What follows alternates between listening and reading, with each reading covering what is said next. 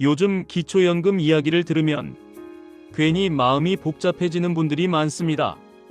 누구는 받는다고 하고 누구는 안 된다고 하고 주변 말이 다 달라서 어느 쪽이 맞는지 모르겠습니다. 그래서 오늘은 신청을 권하는 영상이 아닙니다. 받을 수 있다, 없다를 단정하는 영상도 아닙니다.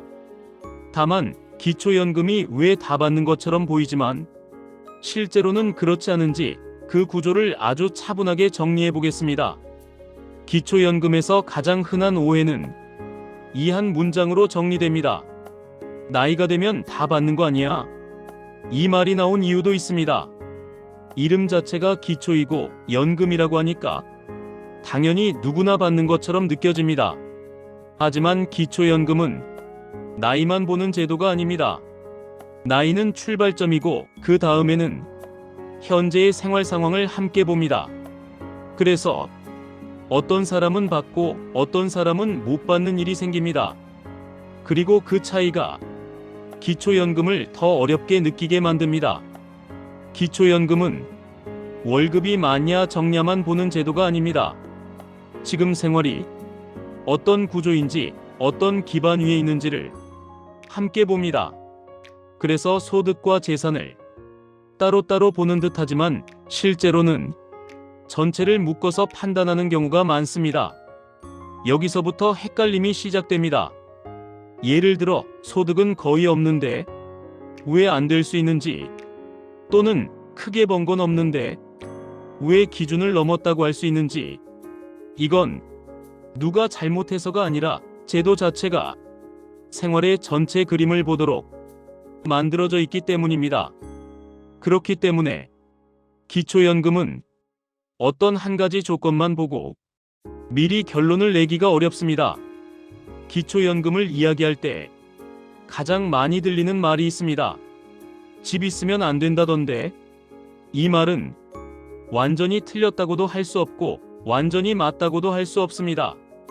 왜냐하면 중요한 건 집이 있냐 없냐가 아니라 그 집이 생활을 유지하기 위한 공간인지 생활 여유를 판단하는 기준이 되는지 그 구조이기 때문입니다. 실제로 어떤 분은 집이 있어도 기초연금을 받기도 하고 어떤 분은 집이 없어도 해당이 안 되는 경우가 있습니다. 여기서 중요한 건 내가 해당이 안 될 거야 하고 너무 빨리 포기하지 않는 겁니다. 오늘은 결론을 내는 날이 아니라 이해하는 날입니다. 기초연금은 혼자 사는 경우와 부부가 함께 사는 경우에 기준이 달라질 수 있습니다. 여기서도 오해가 생깁니다. 나는 소득이 없는데 배우자 소득 때문에 달라질 수 있나? 재산이 내 명의인데 그럼 나는 불리한가? 이런 생각이 자연스럽게 듭니다.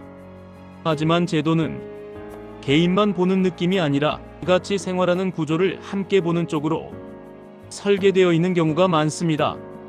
그래서 부부 기준은 혼자일 때보다 헷갈리는 포인트가 더 많습니다. 오늘은 이 부분을 외우려고 하지 않아도 됩니다.